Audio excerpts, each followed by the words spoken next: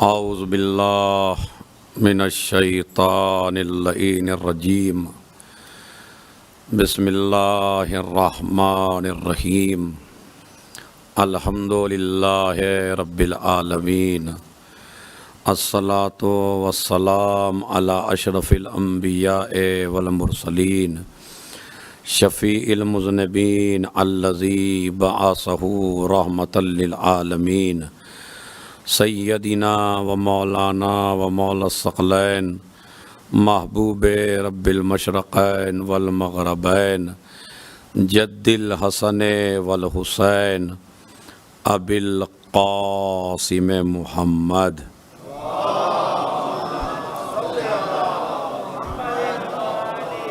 व अला अहले बैतिही अत्तय्यबीन अत्ताहिरीन अलमासूमीन अलमज़लूमीन अल्लज़ीना अज़हबल्लाहु अन्हुमुर रिज्स व तह्हरहुम तत्हीरा।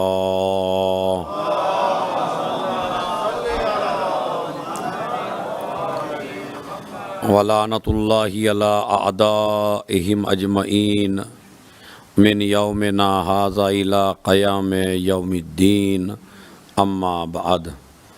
क़ाल अल्लाहु तआला व तबारक फ़ी किताबिही अल करीम व हुवा अस्दक़ुल क़ाइलीन व क़ौलुहु अल हक़। बिस्मिल्लाहिर्रहमानिर्रहीम क़ुल ला अस्अलुकुम अलैहि अजरन इल्लल मवद्दता फ़िल क़ुरबा। सलवात भेज दें मोहम्मद व आले मोहम्मद।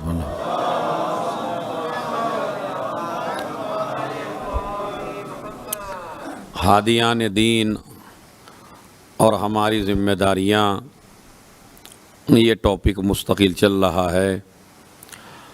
कल का हमारा बयान यहाँ तक पहुँचा था कि आले मोहम्मद के बारे में हमारी दो ज़िम्मेदारियाँ हैं। एक ज़िम्मेदारी है उनसे मवद्दत इख्तियार करना और दूसरी ज़िम्मेदारी है उनकी इताअत करना, उनकी बात को मानना, उनकी सीरत पर चलना। मोहब्बत का ताल्लुक़ इंसान की ज़बान से होता है और इताअत का ताल्लुक़ इंसान के दिल और अमल से होता है। इसलिए हमें अमल भी आले मोहम्मद जैसा करना है, हमें दिल को भी उनकी तरफ माइल रखना है, हमें उनकी इताअत भी करना है और हमें उनकी बात भी मानना है।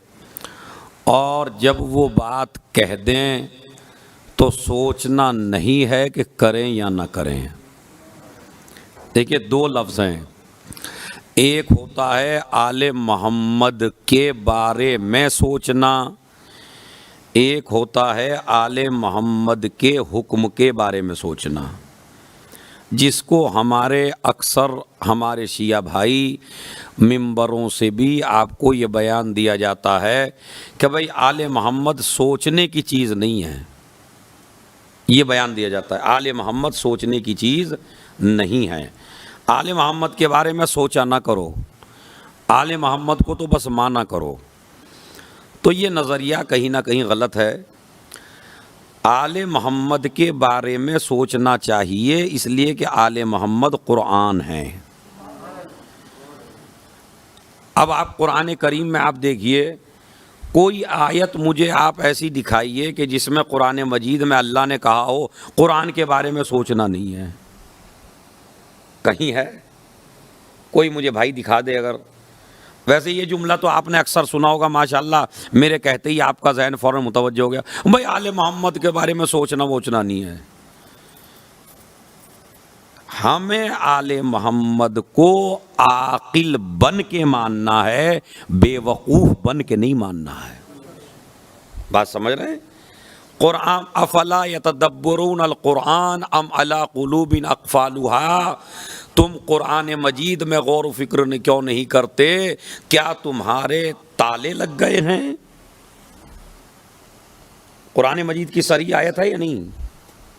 अफला यतदब्बरून, क्या तुम गौर फ़िक्र नहीं करते कुरान में? तो अगर कुरान अफला ताक़िलून, क्या आप अक्ल नहीं रखते? क्या आप सोचते नहीं हैं? तो कुरान मजीद और मजहब इस्लाम अक्सर व बेशतर आपको दावत देता है गौर व फिक्र की, इसलिए कि इस्लाम अक्ल का मजहब है। जो चीज़ अक्ल कहती है वही इस्लाम कहता है, और जिस चीज़ को आपकी अक्ल नहीं मानती उसको इस्लाम भी नहीं मानता। इसीलिए अल्लाह ने सवाब और अजाब भी अमल पे नहीं दिया है। यह आज मैं थोड़ी सी अजीब गहरी गुफ्तगू कर रहा हूँ आपसे। अल्लाह ने हिसाब और किताब, सवाब और अजाब आपके अमल पे नहीं देना है। सवाब और इकाब आपको देना है आपकी अक्ल के ऊपर। जितनी अच्छी आपकी अक्ल होगी इतना ही सवाब आपको ज़्यादा मिलेगा, और जितनी ही आप बेवकूफ़ी के काम करेंगे इतना ही आपको अजाब मिलेगा। इसलिए सवाब और इकाब का ताल्लुक़ अमल से नहीं है, ज़्यादा और कम से नहीं है। नहीं, अगर अक्ल के साथ थोड़ा भी काम है तो अली की एक ज़रबत सकलैन की इबादत पे भारी है, अक्ल के साथ अगर है। और अगर अक्ल के साथ नहीं है, किसी को भी मार दीजिए, किसी का भी गला काट दीजिए, तो ऐसे शुजा की इस्लाम में तारीफ नहीं की गई है। तो तारीफ की गई है अक्ल के साथ, तदब्बुर के साथ। कि आप कुरान मजीद में गौर व फिक्र क्यों नहीं करते? तो जब कुरान मजीद में अल्लाह गौर व फिक्र करने को कह रहा है, तो अगर कुरान सामित में गौर व फिक्र करना ज़रूरी है, तो आले मोहम्मद जो कुरान नातिक हैं उनके बारे में भी गौर व फिक्र करना ज़रूरी है। लेकिन हम धोखा कहाँ खाए वो मैं आपको बताता हूँ। एक सलावात पढ़िए मोहम्मद और आले मोहम्मद पर।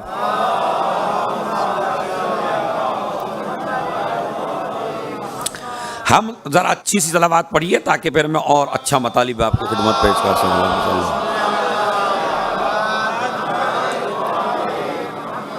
देखिए, ये मैं अपने छोटे बच्चों को समझा रहा हूँ, बड़ों के लिए कोई नई चीज़ नहीं है, और अगर नहीं समझे तो बड़ों के लिए भी नहीं है कि कुरान मजीद गौर व फिक्र की दावत देता है। आप नहीं देखा, बनी इसराइल में एक बहुत बड़ा आबिद था, और इतना आबिद था, दिन रात इबादत करता था, दिन रात।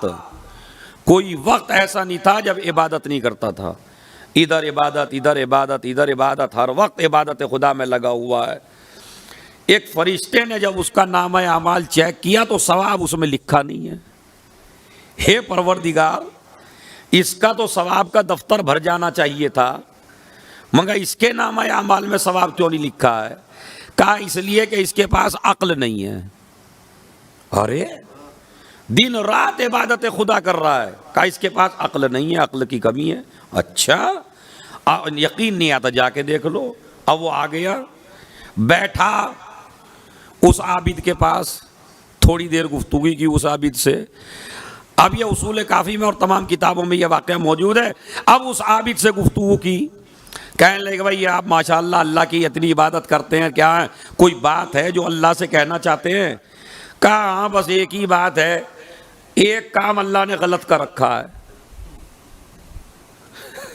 सलावत भेजे मोहम्मद वाले।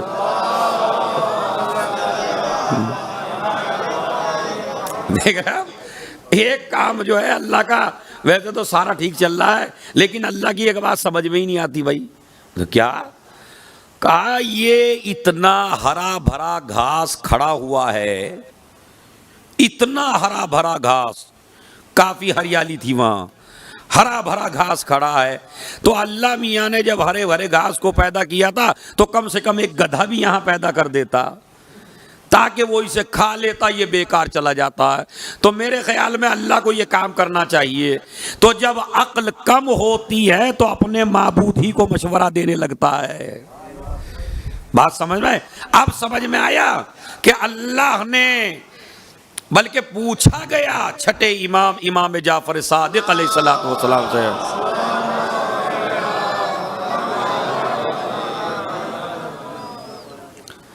कि मौला अक्ल की तारीफ क्या है? अक्ल किसे कहते हैं?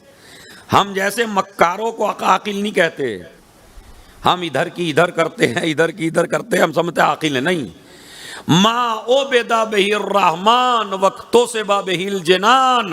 अक्ल कहते हैं अल्लाह की इबादत करना और इबादत इस सलीके से करना कि सीधे जन्नत में चले जाओ। ये है इबादत परवरदिगार और ये है अक्ल। तो कुल मिला के तमहीद मेरी ये है जो मुझे बयान करना थी, और वो माशाल्लाह आप हजरात जवान बच्चों हजरात के जहन में पहुंच गई है कि आले मोहम्मद के बारे में सोचना है, गौर व फिक्र करना है। जितना उनके बारे में सोचोगे सवाब मिलेगा। लेकिन लेकिन लेकिन जब आले मोहम्मद किसी चीज का हुक्म दे दें तो अब नहीं सोचना है। देखिए बात आ गई, जात के बारे में सोचना है आले मोहम्मद की, लेकिन अगर आले मोहम्मद कोई ऑर्डर दे दें, कोई हुक्म दे दें, तो फिर वहां बहाने नहीं बनाना है।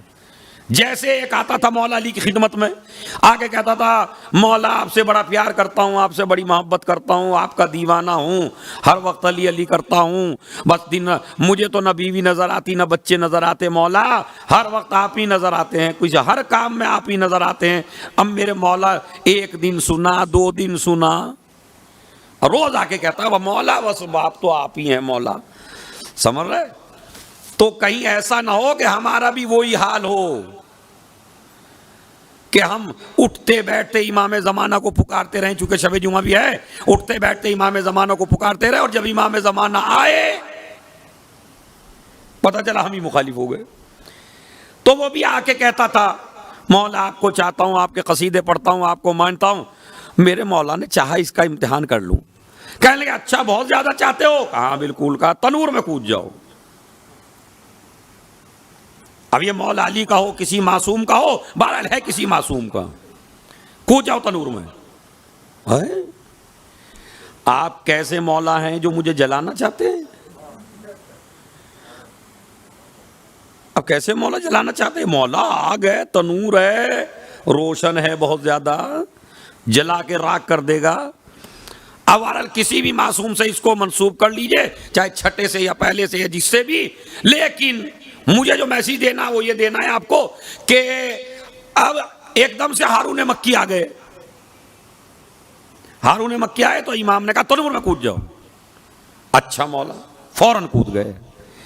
ये बताया कि आले मोहम्मद के बारे में सोचो जरूर, लेकिन जब आले मोहम्मद किसी चीज का ऑर्डर कर दें तो उसके बारे में सोचने की जरूरत नहीं है। कूद गया तो ऊपर से मौला ने बंद भी कर दिया तनूर को। वो परेशान नहीं है जो तनूर के बाहर है, परेशान बहुत ज्यादा हो रहा है, कपकपी आ रही है, बदन पीला हो रहा है। जो तनूर के अंदर है वो मुतमईन है, जो तनूर से बाहर है वो परेशान है। एक मर्तबा कहला मौला खोल के तो देखिए, जल के राख हो गया होगा।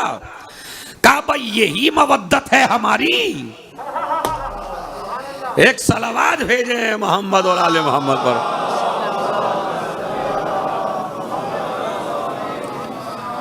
देखिए माशाल्लाह इतने अच्छे खासे लोग हैं तो सलावात तो बहुत अच्छी होनी चाहिए भाई।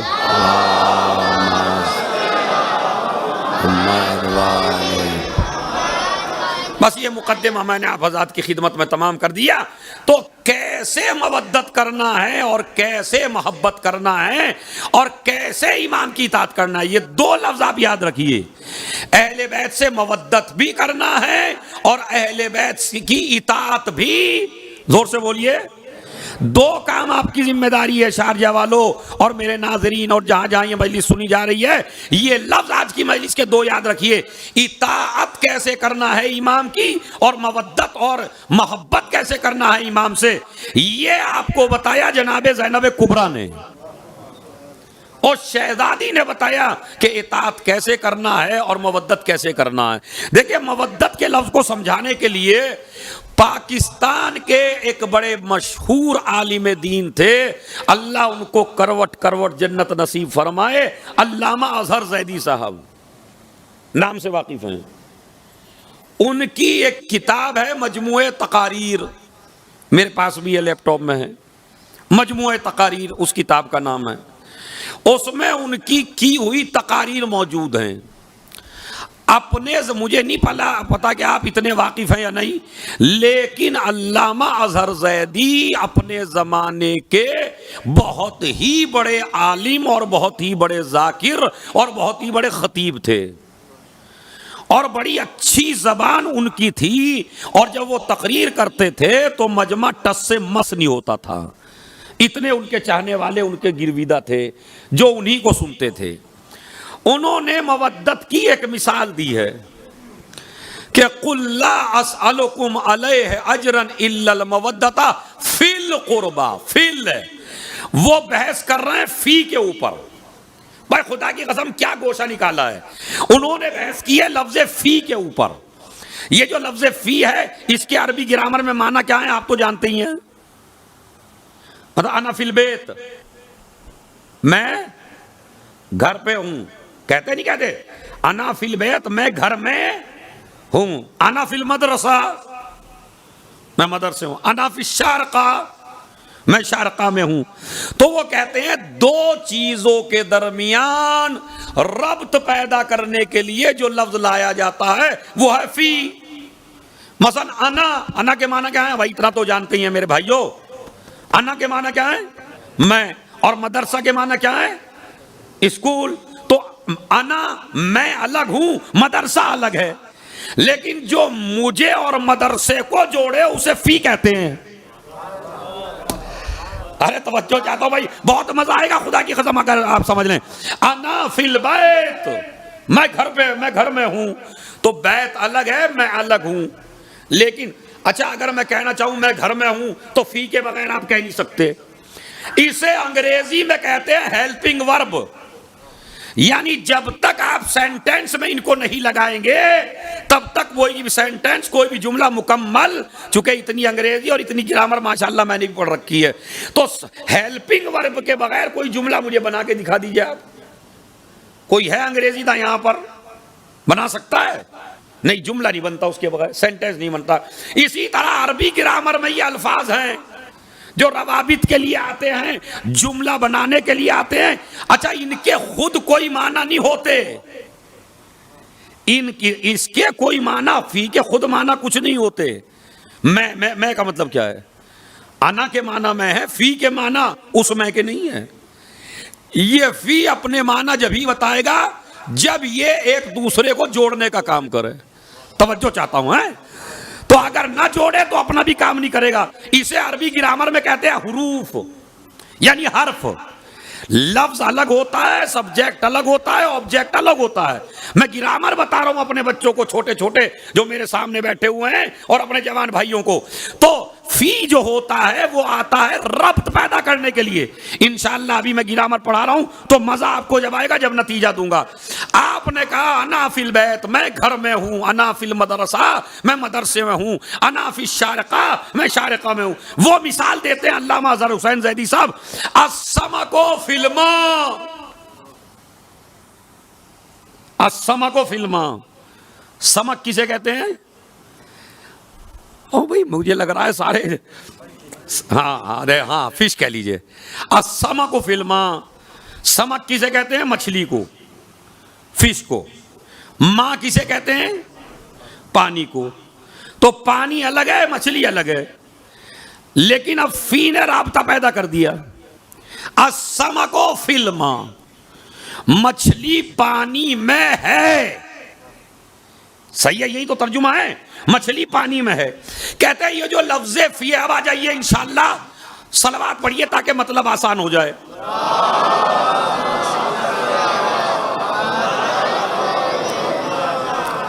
मवद्दत को इतना अच्छा किसी और आलिम ने समझाया ही नहीं जितना अल्लामा अज़हर ज़ैदी साहब ने समझाया। वो कहते हैं ये जो लफ्ज़ फी है, अस्समको फिल्मा, और मैं लहजा धीरा कर दूं ताकि बात समझ में आ जाए। ये जो फी है ये राबते को बताता है कि मछली का राबता पानी से कितना गहरा है। अरे तवज्जो चाहता हूं, मछली का राबता पानी से कितना गहरा है उस लफ्ज को समझाने के लिए लफ्ज फी आया है। मोमिनों का रिश्ता आले मोहम्मद से कितना गहरा है, तो उसलिए कहा कुल्ला अस्अलुकुम अलैहि। एक सलावात भेजे मोहम्मद और आले मोहम्मद पर।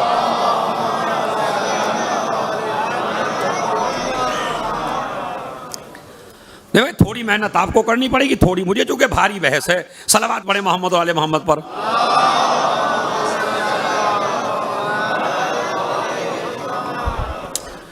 मछली का राबता पानी से इतना गहरा है कि अगर पानी से उसको अलग कर दिया जाए तो मछली अपनी जान दे देती है।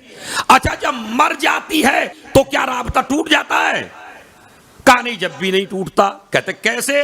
कहा मछली को काट दीजिए। अब मैं इस पे एक एक आदमी की तवज्जो चाहता हूं, जो बैठे हैं चारों तरफ। मछली को काट दीजिए, मछली को फ्राई कर लीजिए, मछली को भून लीजिए, मछली को खा लीजिए। मगर जब मछली खा के बैठे, पता चला 15 मिनट में फिर प्यास लगने लगी, 10 मिनट में फिर प्यास लगने लगी। मछली के टुकड़े टुकड़े हो गए, मगर अपना राबता पानी से न तोड़ा। जब तक मछली का जर्रा जर्रा पेट में रहेगा, पानी का मुतालबा करता रहेगा।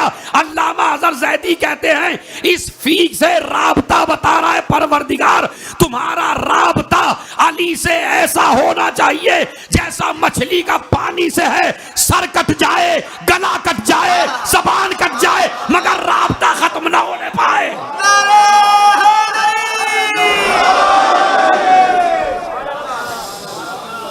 एक सलावात भेज दें मोहम्मद और आले मोहम्मद पर।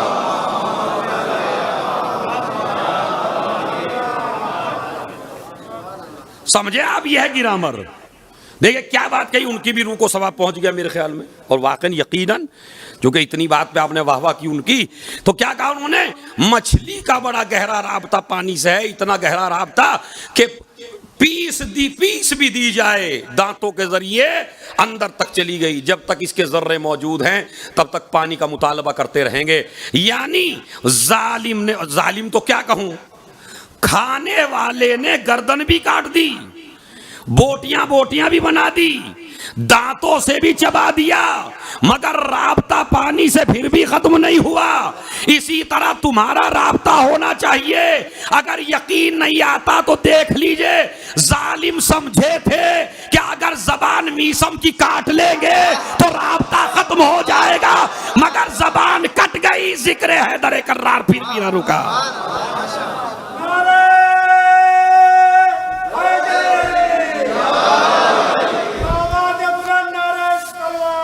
अल्लाहुम्मा सल्ली अला व अज्जल। हाँ, ये एक सलावत और भेजे मोहम्मद और आले मोहम्मद पर।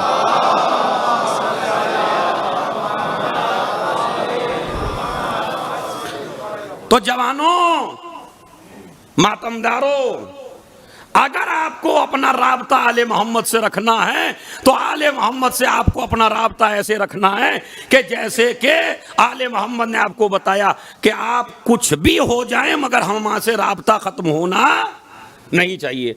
मोहब्बत, आले मोहम्मद की मोहब्बत, ये बताया जनाबे ज़ैनब कुबरा सलामुल्लाह अलैहा ने, जिनकी शहादत की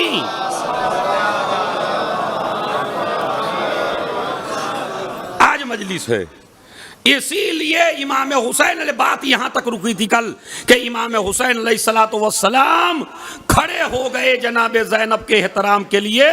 अब दो रिवायतें हमारे पास हैं, ये दोनों रिवायतें काज़िम क़ज़वीनी ने नकल की हैं, और इसी तरह जो जनाबे ज़ैनब पे और किताबें लिखी हुई हैं उन किताबों में भी सब में मौजूद है कि एक में रिवायत है कुरान को ज़मीन पे रख दिया, एक रिवायत है कुरान को सीने से लगा लिया और ज़ैनब के एहतराम के लिए खड़े हो गए।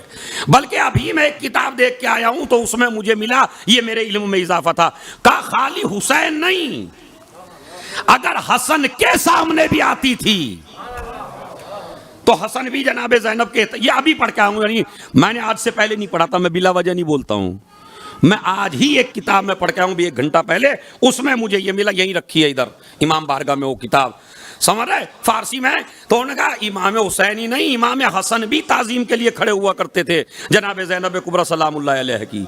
तो अगर ये बहन की वजह से खड़े होते तो हर भाई के ऊपर बहन का एहतराम वाजिब होता।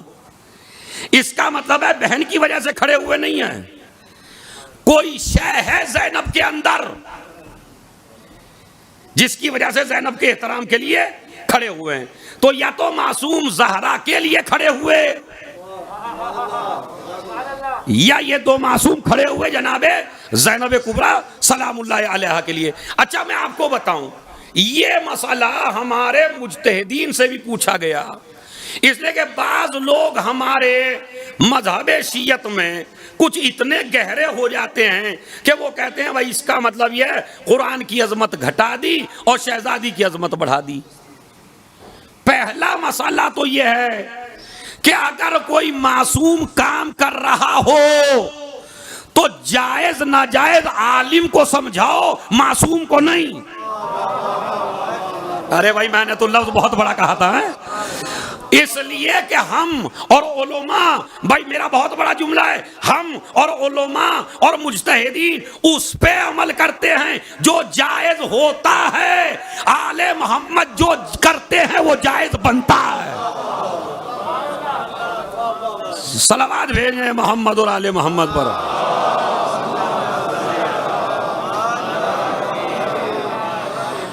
हम उस पे चलते हैं जो हक होता है, हम उससे परहेज करते हैं जो बातिल होता है। यानी हमसे पहले हक भी है और हमसे पहले, जोर से बोलिए, हमसे पहले बातिल है और हमसे पहले हक है। तो हमें हक पे अमल करना है और बातिल से हमें परहेज करना है। मैं अपने जवानों से गुजारिश करना चाहता हूं, चूंकि आप इमाम ज़माना के सिपाही हैं और हर आदमी की तमन्ना है कि हम इमाम ज़माना के सिपाही बनेंगे, तो मेरी गुजारिश है आपसे कि आप ज़ियारत आले यासीन ज़रूर पढ़ा करें जुमे के दिन सुबह में। अब जो सुबह करना ज़ियारत आले यासीन, मेरी समझ में ये नहीं आता कि हम पूरी जिंदगी हो गए मजहब शियत पर, लेकिन हमें अभी तक वो चीजें भी नहीं पता चली जो बिल्कुल बेसिक हैं, जो बिल्कुल इब्तदाई चीजें हैं। किस जवान को इमाम ज़माना को मानते, जोर से बोलिएगा, इमाम ज़माना को मानते हो या नहीं मानते हैं? तो फिर उनके बारे में क्या तैयारी है आपकी? दुआ आप नहीं पढ़ते, अगर कोई बता भी दी जाए तो पहली तो बात यह है कि हो सकता है बताने में हमसे कमी हो रही हो, पहले हम अपनी गलती निकालते हैं। तो ये जो ज़ियारत आले यासीन है, बड़ी अजीम ज़ियारत है इमाम की, ये 12वें इमाम की ज़ियारत है। इसको जुमे के दिन पढ़ने की ताकीद है। उसमें एक जुमला फजीलत का है, खुदा की कसम करोड़ों जाकिरीन को इकट्ठे करो और फजाइल सुनो, और एक जुमला खाली ज़ियारत का सुनो और इसका वजन करो पूरी दुनिया के खुतबा और उलमा से। पता क्या कहते हैं उस ज़ियारत में इमाम? फल हक़्क़ो मा रज़ीतुमू वल बातिलो मा अस्क़तुमू, जिससे आप राजी हो जाएं वो हक बन जाता है, जिससे आप नाराज हो जाएं वो बातिल बन जाता है। आगे बुलंद कर सलवा।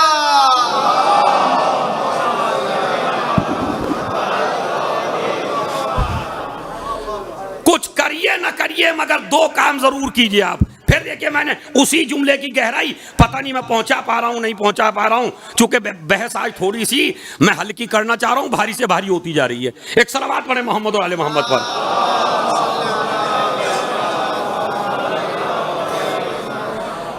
फल हक़्क़ो मा रज़ीतुमू, हक वो है जिससे आप राजी, यानी आप हक के मोहताज नहीं हैं, हक आपका मोहताज है। वल बातिलो मा अस्क़तुमू, जिससे आप नाराज हो जाएं वही बातिल है, जिससे नाराज हो जाएं वो बातिल है, जिससे राजी हो जाएं वो हक है। इसीलिए रसूल ने फरमाया था अल हक़्क़ु मा अली व अलीयुन माल हक़, अल्लाहुम्मा अदरिल हक़्क़ हैसु मा दारा अली, पालने वाले हक को उधर उधर मोड़, जिधर जिधर अली जाए। तो इस अब आप समझे अपने में और हम में कितना फर्क है। तो लिहाजा ये ज़ियारत जिसमें इतनी बड़ी आले मोहम्मद की फजीलत बयान की गई हो, खुदा की कसम हमें फजाइल बनाने की जरूरत नहीं है, इसलिए कि हमने ऐसे मौला को नहीं माना जो हमारे बनाए हुए फजाइल का मोहताज हो। कभी कभी ज़ियारतें भी पढ़ा करें आइम्मा की, उसमें भी लुत्फ अंदोज हुआ करें।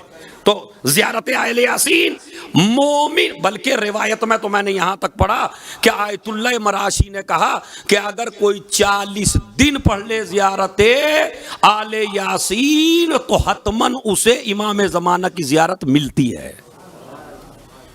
और दूसरी दुआ दुआए अहद, दुआए अहद, दुआए अहद में इंशाअल्लाह किसी और शबे जुमा में बोलूंगा, चूंकि मुझे जनाबे ज़ैनब पे बोलना है। दुआए अहद जरूरी है, जरूरी। आप लोग तो दो चीजें ले लीजिए, एक दुआए अहद और एक ज़ियारत आले यासीन। तीसरा अमल जो हर चाहने वाले को कोई प्रॉब्लम में हो, कोई परेशानी में हो, कोई मुसीबत में हो, वह है ज़ियारत इमाम ज़माना, नमाज इमाम ज़माना। 2 रकत खाली, इतना वक्त हमारे पास होता है माशाअल्लाह। 2 रकत ज़ियारत इमाम ज़माना हर मुश्किल के लिए, हर परेशानी के लिए, हर प्रॉब्लम के लिए, इक़्तिसाद के लिए, रिज़्क़ के लिए, इससे बेहतरीन नमाज नहीं है। खुद इमाम ज़माना ने तरीक़ा बताया, तालीम दी है। बताइए कितनी अजीब होगी नमाज। 2 रकत है खाली, 2 रकत नमाज इमाम ज़माना पढ़ता हूँ सुन्नत क़ुर्बतन इलल्लाह। और उसके बाद जब आप नमाज शुरू करिए, बिस्मिल्लाहिर्रहमानिर्रहीम, अल्हम्दुलिल्लाह, आप पढ़ते रहिए भाई, अल्हम्दुलिल्लाहि रब्बिल आलमीन अर्रहमानिर्रहीम मालिकि यौमिद्दीन। आगे जोर से बोलिए। ये जो इय्याका नअबुदु व इय्याका नस्तईन है, असल में अब जो मैं मिंबर से बयान कर रहा हूं ना, तो बाज लोग तो अरे पता नहीं काहे के चक्कर में पड़ गए, लेकिन जब मुसीबतों में फंस जाता है तो फिर यही तरीके याद आते हैं आले मोहम्मद के। वो जिसकी 1 लाख की जॉब लगी हुई है तो उसे अच्छी नहीं लगेगी ये नमाज, और जिसकी छूट जाएगी, अरे मौलाना कोई तरीका बता दीजिए, अरे किबला कोई नमाज बता दीजिए। अरे भाई बेहतर यह है कि छीनने से पहले ही मजबूत कर लो ना। आले मोहम्मद से राब्ता, खुदा की कसम सारी दुआएं जब याद आती हैं जब परेशान होता है आदमी। मैंने बड़े बड़ों को देखा जिनको दुआओं से बड़ी चिढ़ होती है, जिनको आमाल में मजलिस बयान करने से बड़ी चिढ़ होती है, लेकिन जब वो परेशान होते हैं तो न खानदान काम आता, न चचा काम आता, न मामू काम आता, न खालू काम आता, फिर काम आते हैं तो आले मोहम्मद आते नहीं आते। तो 100 मरतबा कहिए, कहिए इय्याका नअबुदु, अब ना कहिए 100 मरतबा भाई, मेरी मजलिस ही तमाम हो जाएगी। सलावत पढ़े मोहम्मद और आले मोहम्मद।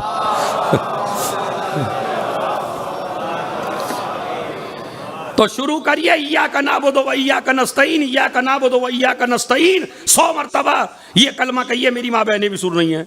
100 मरतबा पढ़ने के बाद जब 100 मरतबा हो जाए, कंटिन्यू कीजिए अल्हम्द को मुस्तकिल, उसको मुकम्मल करके 7 मरतबा सूरह कुल हुवल्लाह, बहुत ज्यादा नहीं है, 7 मरतबा सूरह कुल हुवल्लाह। उसके बाद रुकू में चले जाइए, 7 मरतबा जिक्र रुकू, सुभान रब्बियल अज़ीम व बिहम्दे, सुभान रब्बियल अज़ीम व बिहम्दे, सुभान रब्बियल अज़ीम व बिहम्दे। उसके बाद फिर सजदा, 7 मरतबा जिक्र सजदा, सुभान रब्बियल आला व बिहम्दे, सुभान रब्बियल आला व बिहम्दे। उसके बाद उठ जाइए, उठने के बाद फिर सूरह हलम्द, फिर 100 मरतबा वही इय्याका, पूरी हलम्द नहीं, इय्याका नअबुदु व इय्याका नस्तईन, इय्याका नअबुदु व इय्याका नस्तईन, फिर 7 मरतबा कुल हुवल्लाह, फिर कुनूत, फिर 7 मरतबा रुकू वाला, फिर 7 मरतबा सजदे वाला। मेरे ख्याल में 10-15 मिनट लगेंगे, लेकिन जरा पढ़ के तो देखिए, इसलिए कि जिससे मंसूब करके पढ़ रहे हो वो फातिमा का खून है। परेशानी में आपको नहीं देखता। तो 3 काम मैंने कल आपको बताए, दुआए अहद, ज़ियारते आले यासीन, और तीसरा काम है 2 रकत नमाज इमाम ज़मान। जोहर से पहले पढ़ लीजिए, जुमे से पहले पढ़ लीजिए, बाद में पढ़ लीजिए, कोई मसला नहीं है, इख्तियार है, आपको कभी भी पढ़ सकते हैं। ज़वाल से पहले पढ़ ले तो और अच्छा। तो ये जो कांटेक्ट पैदा करना है इमाम से, ये आपको किसने बताया? जनाबे ज़ैनब ने। मोहब्बत कैसे करनी है ये भी जनाबे ज़ैनब ने बताया। मसलन देखिए, मैं बताऊं मोहब्बत की बात। जब शहजादी जनाबे ज़ैनब कुबरा सलामुल्लाह अलैहा की विलादत बासादत हुई,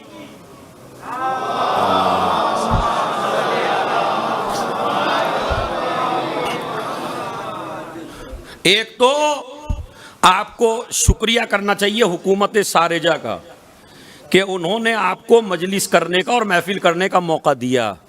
लेकिन अब भी हमारे शिया जो हैं वो ऑनलाइन देख रहे हैं माशाल्लाह, बिस्तर पे बीवी के साथ बैठ के ऑनलाइन। ये तो महशर में पता चलेगा इस ऑनलाइन वाले को कि फर्श पे आने वाले को क्या मिल रहा है, बिस्तर पे बैठने वाले को क्या मिल रहा है।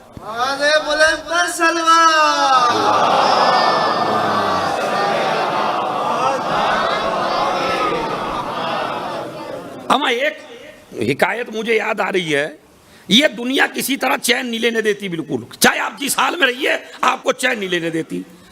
मेरे एक मामू का लड़का है, उसे काफ़ी हिकायत याद हैं, नज़र नाम है उसका, तो वो काफ़ी हिकायत सुनाता है। अशरा जब मैं पढ़ता था अपने गंगेरू सादात में, तो वो एक हिकायत मुझे सुना देता था। चूंकि मैं हिस्ट्री के मौजू पढ़ता था, तो हिस्ट्री में तो दाद बहुत कम होती है, हिस्ट्री में तो बात समझाई जाती है यहाँ से यहाँ, यहाँ से यहाँ। तो वो कहता था बीच में कुछ डाल भी दिया करो ताकि ये बेचारे हंस लिया करें। तो उसने एक दफ़ा मुझे सुनाया कि मौलाना ये दुनिया किसी को किसी हाल में चैन नहीं देती। मसलन अगर हुकूमत शारका या इंडिया या पाकिस्तान अगर मजलिस ना खोलते मसलन, तो घर में बैठे बैठे तुम क्या कहते, अरे यार मजलिस रोक दी, अरे मजलिस रोक दी भाई, अरे मजलिस भी नहीं होने दे रहे, अरे कैसे जालिम हो रहे, अरे ये हो रहा है। इधर औरतों की तरह तज़किरा करते रहते इंडिया पाकिस्तान में बैठ के, यहाँ भी बैठ के, अरे मजलिस भी नहीं होने दे रहे, सारे काम हो रहे हैं मजलिस नहीं होने दे रहे। दुश्मन बना के रख देते हुकूमत को मजलिस का आप। और अब उन्होंने दे दी इजाजत, अब ऑनलाइन देखेंगे, ना देते तो उन्हीं को बुरा कह रहे हैं। तो इसका मतलब है देने में भी उन्हें परेशानी, ना देने में परेशानी। तो बेहतरीन मौका दिया और बेचारों ने, उन्होंने आलिम भी बुला लिया, जैसा भी मुझ जैसा तालिब इल्म है। हालांकि इन्हें बुलाना तो बहुत आला तरीन चाहिए था, मैं तो एक तालिब इल्म हूँ, लेकिन यह कि बुला तो लिया, चाहे जैसा भी बुलाया, आपके लिए बुलाया, कम से कम कुछ तो दीन की बातें पता ही चलेंगी। मैं फिर कह रहा हूं, ना कॉलेज का बहाना लीजिए, ना जॉब का बहाना लीजिए, और ना बहाना लीजिए बच्चों के इम्तिहान का। इसलिए कि 1 घंटे में तुम्हारा बेटा मिनिस्टर बनने वाला नहीं है, इस दरवाजे पे लेके आओगे तो न जाने क्या बन जाएगा।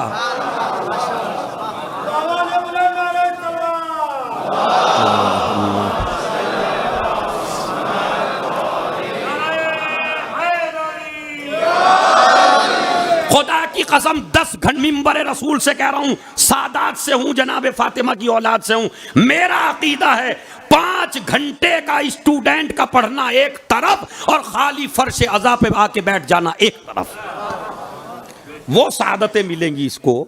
इतना जहन तेज हो जाएगा, जो 24 घंटे में याद नहीं कर पा रहा है वो मजलिस की बरकत से आधे घंटे में याद कर लेगा।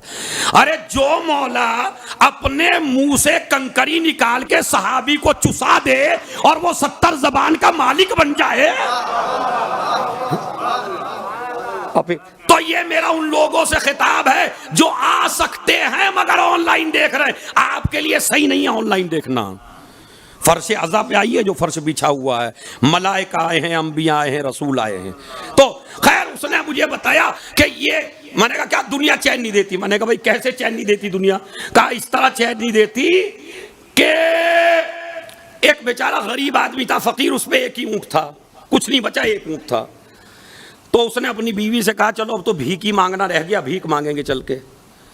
अब वो दोनों बेचारे उसके ऊँट को पकड़ के चले और मसलन इनके दरवाजे पे आ गए। देखिए पहली मिसाल आपकी दे रहा हूँ, चूंकि पानी पिलाते हो तुम मुझे, क्योंकि बुरा नहीं मानोगे आप, है।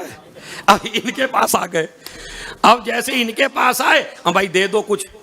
उन्होंने कहा हो बड़ी अक्ल कम है तेरी, अब भीख ना मांगेगा तो क्या करेगा? और जब अल्लाह ने इतना लंबा चौड़ा ऊँट दिया है तो पैदल चल के क्यों आ रहा है भाई? हैं, तेरी अक्ली कम है इसीलिए अल्लाह तुझे रिज़्क़ नहीं दे रहा। इन्होंने भीख नहीं दी, बात सुना दी उसे। उसने सोचा शायद नीचे चल के न मिलता हो तो ऊपर चल के मिलेगा।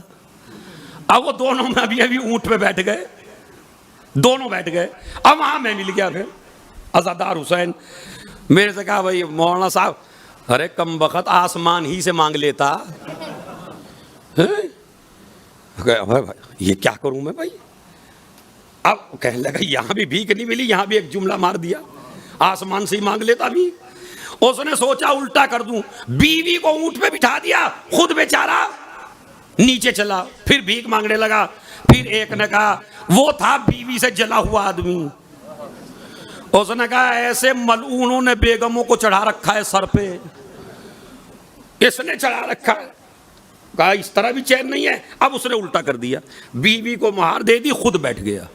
अब जो बैठा ऊंट के ऊपर, वहां आप जैसा शरीफ था कोई।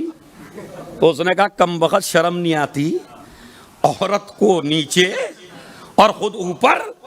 तो कहने लगा भीख तो मैंने मांगना छोड़ दिया, मगर ये समझ गया ये दुनिया किसी तरह चैन देने वाली, तो अगर ये मजलिस की इजाजत ना दे तो प्रॉब्लम में, और दे दें तो फिर वैसे नहीं आते आप। फिर मैं आप हजरात को अदी दो, ये 3-4 चीजें में जो मैंने बताई आपको, इन पे अमल करने की कोशिश कीजिए और समझिए कि जनाब ज़ैनब कुबरा जब पैदा हुई हैं, अब देखिए जल्दी जल्दी शहजादी पे कितनी हिस्ट्री खींचता हूं मैं। शहजादी जब पैदा हुई हैं, रसूलुल्लाह तशरीफ आए, नाम की बात नहीं करता, नाम भी बाद में बताऊंगा, क्या आपको पता ही है 3 कौल हैं नाम के बारे में शहजादी के, वो भी बाद में पता चलेंगे। लेकिन शहजादी मेरी बीबी दुनिया में तशरीफ ले आई। आज तशरीफ ले आई तो उनका दस्तूर देखिए, मोहब्बत इमामत से क्या है। कहते हैं बाज़ उलमा ने लिखा ज़ैनब की विलादत हुई है हुसैन इब्ने अली की दुआ से, कि जब इमाम हुसैन 3-4 साल के हुए तो उन्होंने अल्लाह से दुआ की, परवरदिगार मुझे मेरी एक बहन इनायत फरमा। आज ही पढ़ी मैंने ये बात, उनकी वजह से शहजादी ज़ैनब की विलादत हो गई। विलादत हुई तो बहन भाई में प्यार क्या है। शहजादी ने कहा बाबा जब तक हुसैन ज़ैनब के सामने रहता है तब तक तो ज़ैनब मुस्कुराती है, और जब हुसैन ज़ैनब से अलग हो जाते हैं तो ज़ैनब रोने लगती है, और उस वक्त तक चुप नहीं होती जब तक हुसैन ना आ जाए। यानी खाने से राजी नहीं है, दूध से राजी नहीं है, पीने से राजी नहीं है, लेकिन इसकी जिंदगी ही है हुसैन। अरे मैंने तो बहुत बड़ा जुमला कहा था मेहनत करके तारीख से। इसका मतलब यह है कि ज़ैनब ने ग़िज़ा की फिक्र नहीं की, दूध की फिक्र नहीं की, आपको इमामत से रिश्ता बनाने का तरीका बताया कि कायनात की हर चीज से ज्यादा चाहो तो इमाम को चाहो। यह है इमामत से प्यार। तो शहजादी चुप नहीं होती। दूसरी वजह, शहजादी सलामुल्लाह अलैहा जब नमाज पढ़ा करती थी, नमाज, तो जब नमाज का वक्त आता था मुसल्ला बिछता था शहजादी का। अब जाहिर है कि इमाम हसन हुसैन को नमाज के लिए कहां जाना है? मस्जिद में। जनाब ज़ैनब घर में है। अब जनाब ज़ैनब जब मुसल्ले पे जाना चाहती है तो मुसल्ले से पहले हुसैन इब्ने अली की ज़ियारत करती है। देखिए क्या क्या आपको फजाइल मिल रहे हैं। जनाब ज़ैनब मुसल्ले पे बाद में आती है, हुसैन को पहले देखती है। कंटिन्यू, मुस्तकिल दस्तूर है ज़ैनब का, मुसल्ला बाद में हुसैन पहले। अरे तवज्जो चाहता हूं मैं, मुसल्ला पहले, मुसल्ला बाद में हुसैन पहले।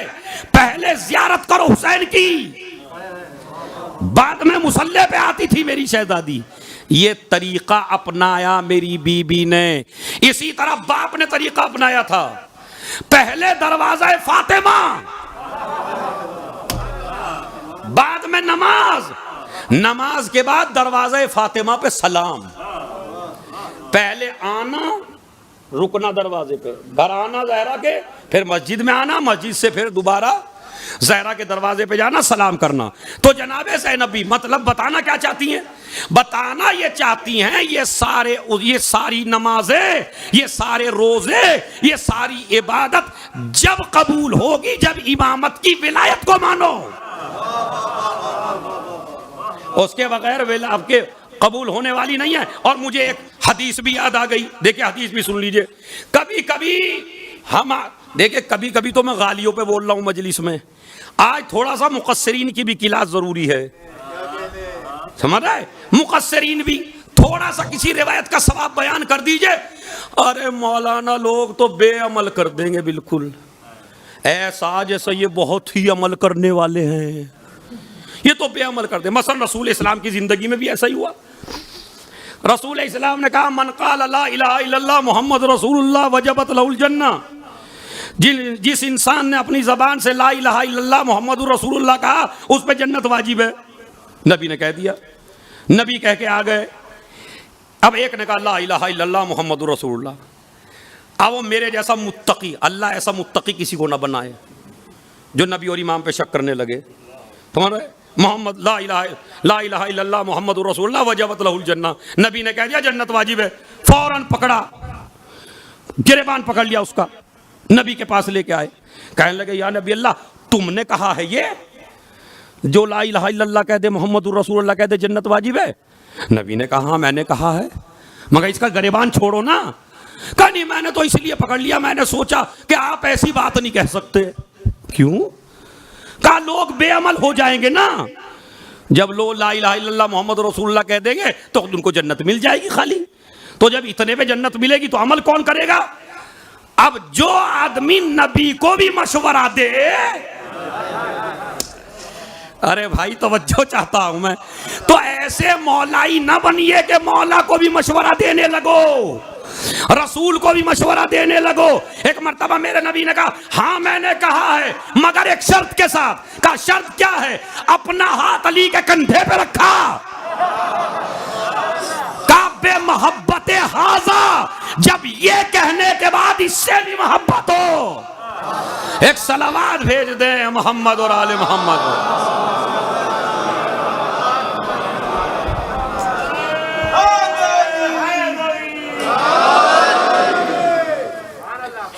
क्या फरमाया कि जब ला इलाहा इल्लल्लाह मुहम्मद रसूलुल्लाह कहे और इससे भी मोहब्बत हो, तो जनाबे ज़ैनब ने क्या बताया? अगर हुसैन नहीं है तो नमाज, अगर हुसैन नहीं है तो दीन नहीं है, अगर हुसैन नहीं है तो कोई इबादत काबिल कबूल नहीं है। इसीलिए मेरी शहजादी बाद में नमाज पढ़ती थी, पहले हुसैन इब्ने अली की जियारत करती थी। और खुद मेरे प्यारे नबी ने फरमाया, हदीस सुना दूं आपको, एक अच्छी सलावत पढ़िए तो सुनाता हूं फिर।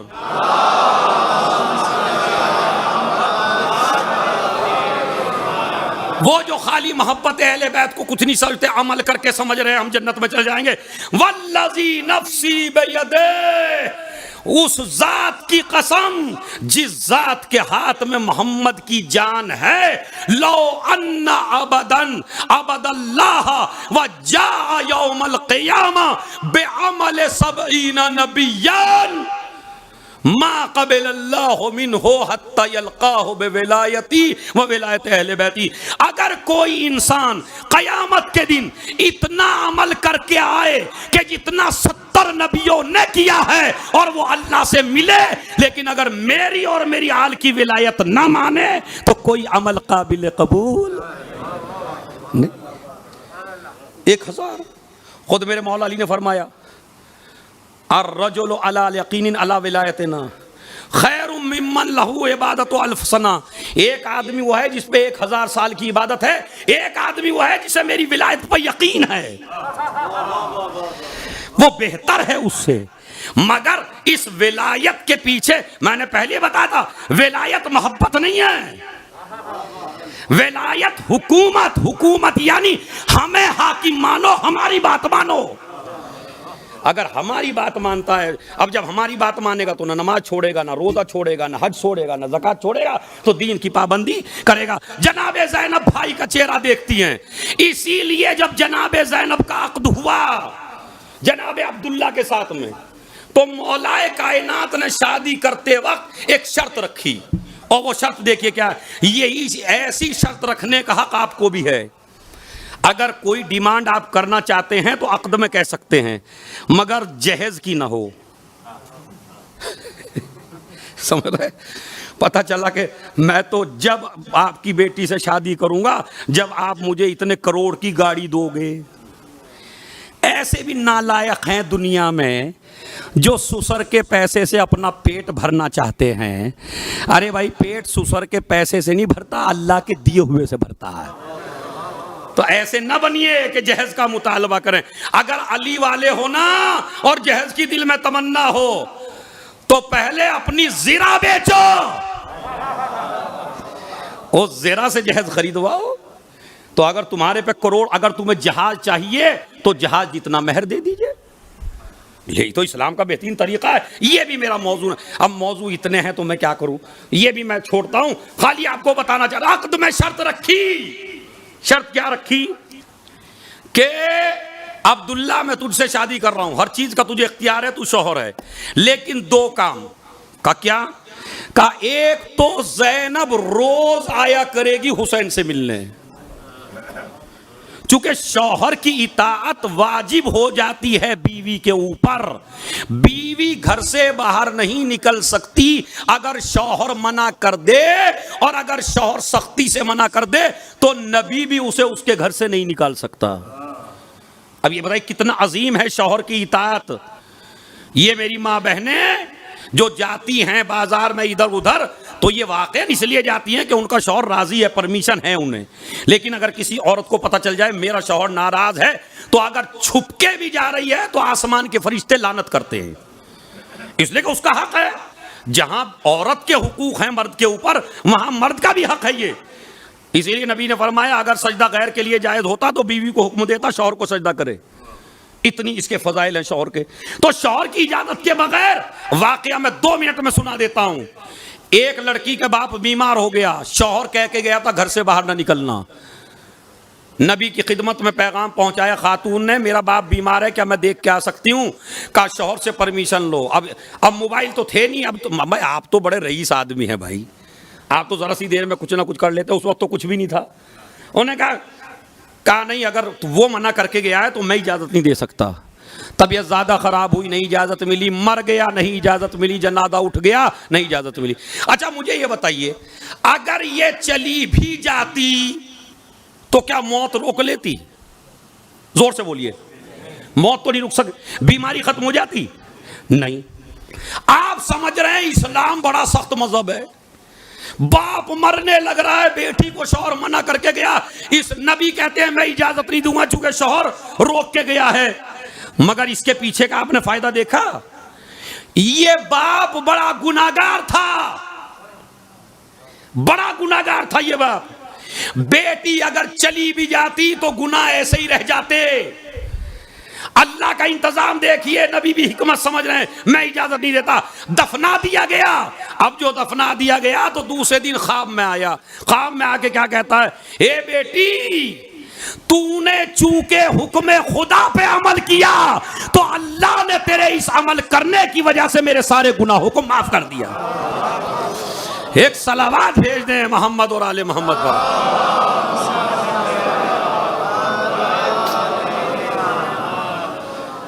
एक सलावत और भेजे मोहम्मद और आले मोहम्मद।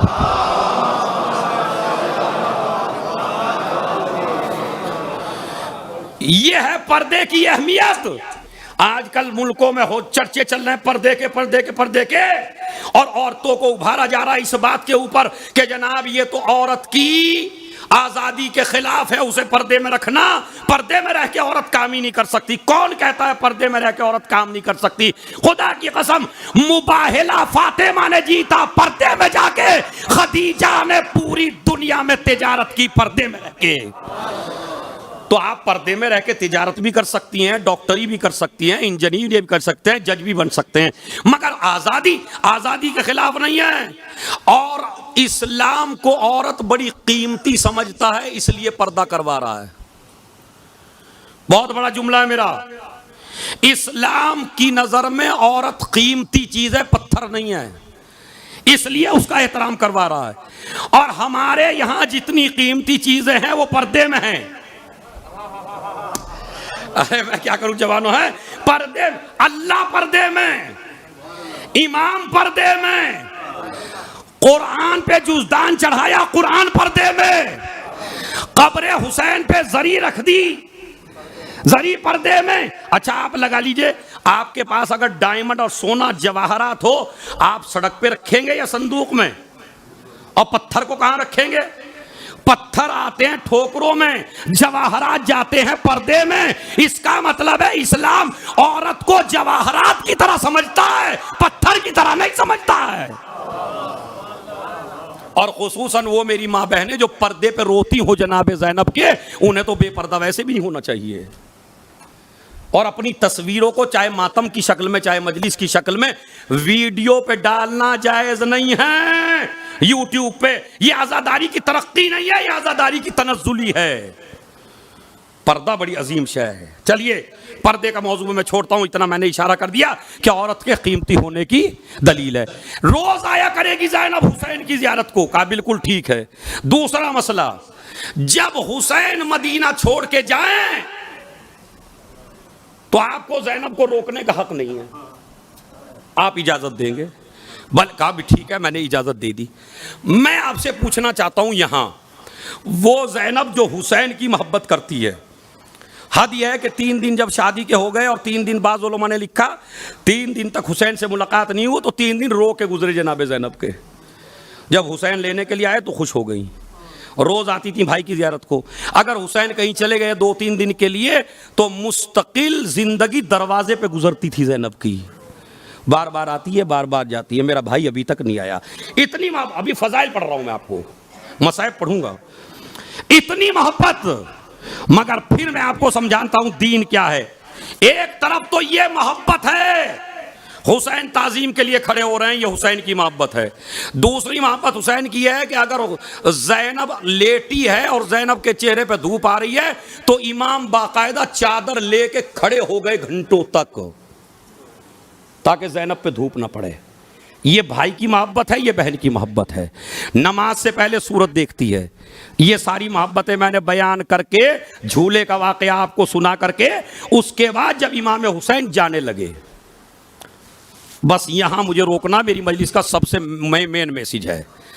जब हुसैन जाने लगे, इजाजत तो मिल चुकी है ना बाबा से पहले ही, मगर जब ज़ैनब ने कहा भैया आप जा रहे हैं, कहा हाँ मैं जा रहा हूं मदीने से, करबला जा रहा हूं बहन। सबको कहा, ज़ैनब को नहीं कहा तुम भी चलो। हुसैन ने सबको कहा, ज़ैनब से नहीं कहा। एक मरतबा ज़ैनब ने ख़ाइज़ार की भैया मैं, कहा बहन मैं इमाम हूं, हाकिम हूं, वली हूं, सब कुछ हूं, लेकिन अगर मैं तुम्हें हालांकि परमिशन है, अक़्द की शर्त है, लेकिन अगर मैं ले गया तो लोग इस्लाम को बदनाम करेंगे कि शौहर की बगैर इजाजत के बहन को ले गए थे। तो औरत को एक जवाज पैदा हो जाएगा हमेशा हमेशा शौहर की मुखालिफत करने का। बहन समझ गई, चादर ओढ़ के अब्दुल्ला के पास आई। अब्दुल्ला से कहा, अब्दुल्ला मैंने ज़िंदगी में तुमसे कुछ नहीं मांगा, बस आज एक चीज़ मांग रही हूँ। का क्या? कि मुझे इजाज़त दो, मेरा भाई हुसैन जा रहा। कहा आपको इजाज़त की ज़रूरत नहीं है, आपके बाप ने अक़द में शर्त रख दी थी। कहा नहीं, मेरे भाई ने कहा है।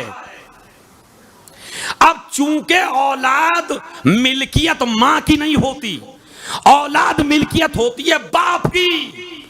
ज़ैनब अपनी मर्जी से औलाद को नहीं ले गई। अब्दुल्ला ने कहा इनको भी ले जाओ मेरी तरफ से, ताकि अब्दुल्ला पे कोई हर्फ ना उठा सके। मुझे आप ये बताइए कि क्या अजमत बताई हुसैन इब्ने अली ने वाक़े करबला में जाने से पहले, पर्दे की, शौहर की। इधर है मोहब्बत हुसैन, उधर है इमाम के हुक्म की इताअत। वरना ज़ैनब कह देती भाई जिस तरह हम जज्बाती बन जाते हैं, मैं तो जाऊंगी, मुझे कोई रोक नहीं सकता, मैं तो आपके साथ जाऊंगी। ज़ैनब ने इस तरह जिद नहीं की। मुसल्ले से पहले चेहरा देखना मोहब्बत को बताया, चादर ओढ़ के शौहर से इजाजत लेके इताअत को बताया। ये है शौहर की इताअत, ये है इमाम की इताअत, और ये है कि इमाम के साथ कैसे रहा जाता है। उसके बाद आप सुनिए, दूसरा मसला इमाम की इताअत को कैसे बताया। शाम गरीबा है, शाम गरीबा में खेमे जल चुके हैं। खेमे जब जल गए तो बताइए मसला पूछा या नहीं पूछा? आप बताइए खुद मुझे सोच के। हाँ, जवानों मालूम है आपको मसला ज़ैनब को याद था या नहीं याद था? जनाब ज़ैनब को मसला याद था। जब आपको याद है तो हमें भी याद है। क्या कहा कि बेटा जल के मर जाएं या निकल जाएं, फूफी अम्मा जान का बचाना वाजिब है। जो ज़ैनब जिंदगी में कभी बेपर्दा घर से बाहर नहीं निकली, आदत कहती है जल के मर जाओ। अरे शारजा के मोमिनीन, खुदा की कसम मैंने खून जिगर पेश किया आपकी खिदमत में। अब इस पे मैं तवज्जो चाहता हूं एक एक आदमी से। आदत कहती है घर में बैठो चाहे जल जाओ, इताअते इमाम कहती है घर से बाहर निकल आओ। जो आदत को छोड़ के इमामत को माने उसे ज़ैनब कहती है। इसी तरह ये आपको बताता हूं, अली को आदत है जागने की रात में या सोने की? जोर से बोलिए। अब आप तो तुम्हारे मोहल्ला की बात है भाई। अली को काहे की आदत है? जागने की। हुक्म खुदा हुआ सो जाओ, आदत कहती है जागो, रिसालत कहती है सो जाओ। जो आदत को कुर्बान करके रिसालत मान ले वो एक नींद में मर्जी का मालिक बन जाया करता है। यह है अदीतो इताअत और इमामत। ज़ैनब ने बताया इमाम की इताअत कैसे की जाती है। उसके बाद निकल आई जलते खेमों से।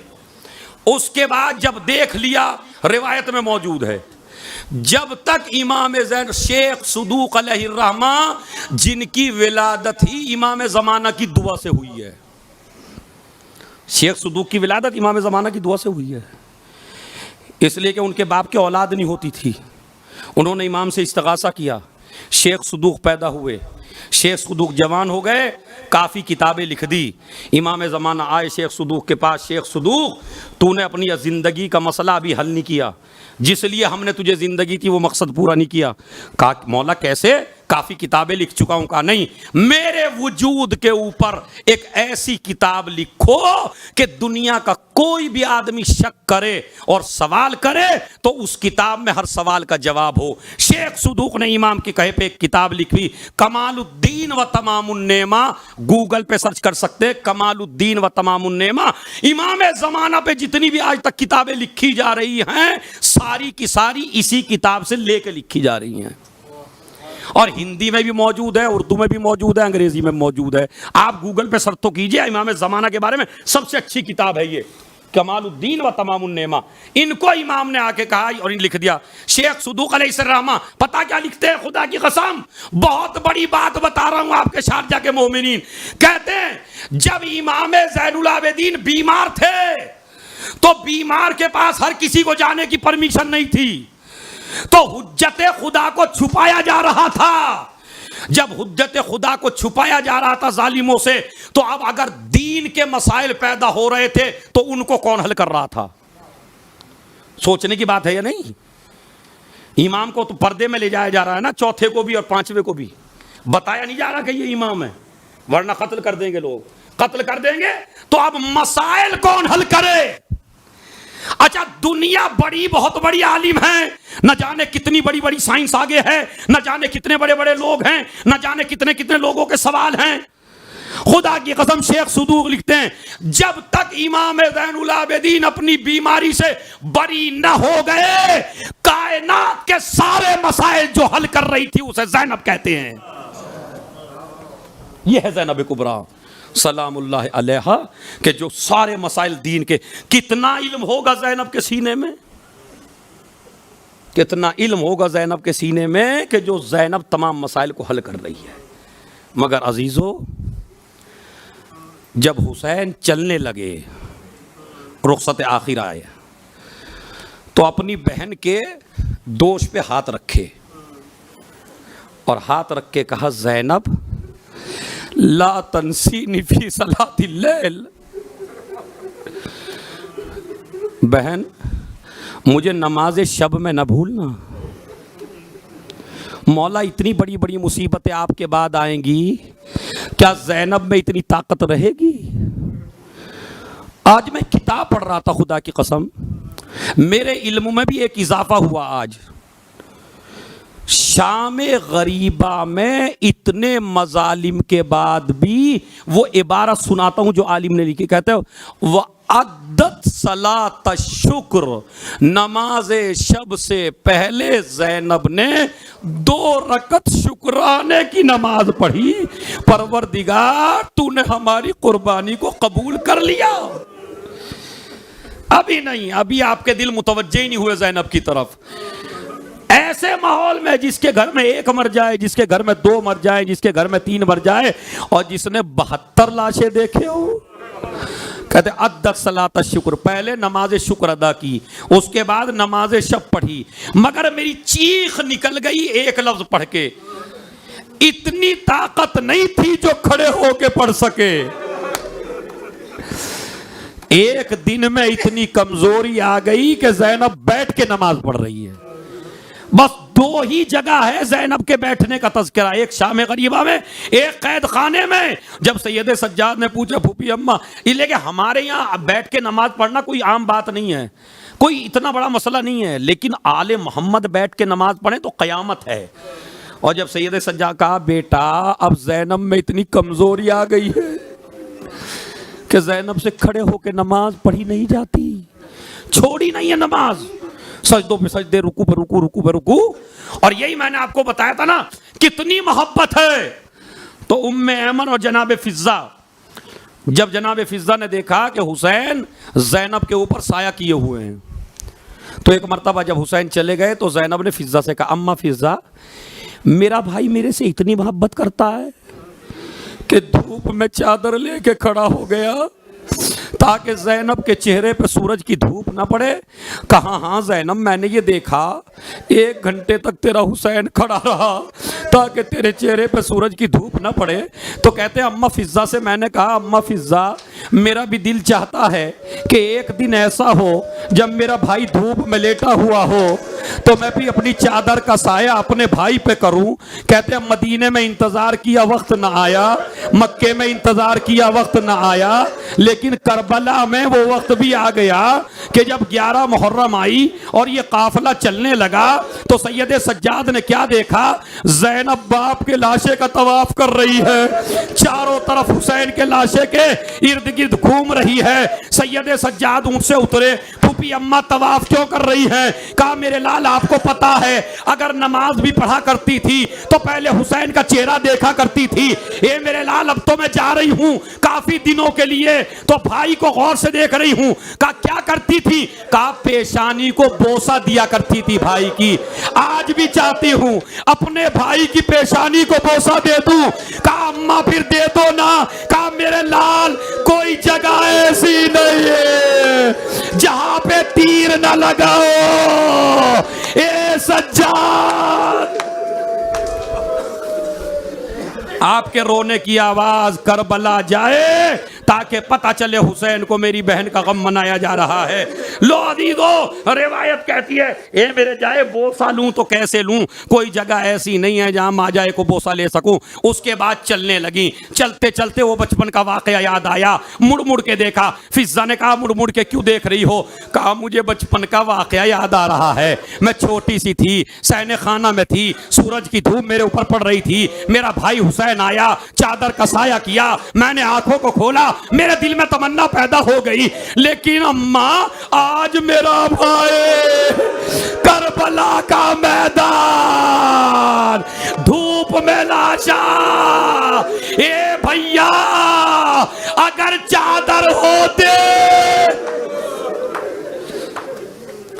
अगर चादर होती तो मैं तुझे कफन पहना देती, लेकिन भैया ज़ैनब इतनी गरीब है, मेरे सर पे चादर नहीं है। बस अजीज़ों, मैंने मसाइब को ख़त्म किया, और मसाइब यह है कि जब ये काफ़िला कूफे की तरफ को चलने लगा तो एक मर्तबा ऊँटों ने आपस में कुछ कहना शुरू किया। ज़ैनब ने पूछा सज्जाद ये ऊँट आपस में क्या कह रहे हैं? कहा फूफी अम्मा कह रहे हैं आहिस्ता आहिस्ता चलो, हम पे आले मोहम्मद सवार है। शहजादी रोने लगी, अरे हैवानों को इतना ख्याल।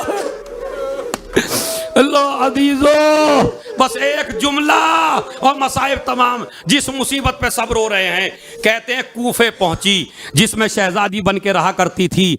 एक मर्तबा ज़ैनब ने खुतबा देना शुरू किया। रसूल का सहाबी और बड़ा अजीब व गरीब सहाबी अली का अब्दुल्ला इब्ने अफी अज़दी, जिसका नाम है, नाबीना हो चुका है। एक आंख जंगे जमल में चली गई, एक आंख जंगे सिफ़ीन में चली गई। नाबीना अपनी बेटी को लेके आ रहा था, जैसे ही ज़ैनब की आवाज़ कानों से टकराई, एक मर्तबा बेटी से कहता बेटी क्या क़यामत आ गई? बेटी क्या क़यामत आ गई? कहा बाबा तमाशाई मौजूद हैं, लोग मौजूद हैं, औरतें मौजूद हैं, कोई तकरीर कर रहा है, आप ये क्यों कह रहे हैं कयामत आ गई? कहा नहीं बेटी ये बताओ ये तकरीर कौन कर रहा है? कहा तुम्हें तकरीर करने वाले से क्या मतलब? कहा नहीं बेटी मतलब है। कहा क्या मतलब है? कहा ये तो मेरे मौला अली की आवाज़।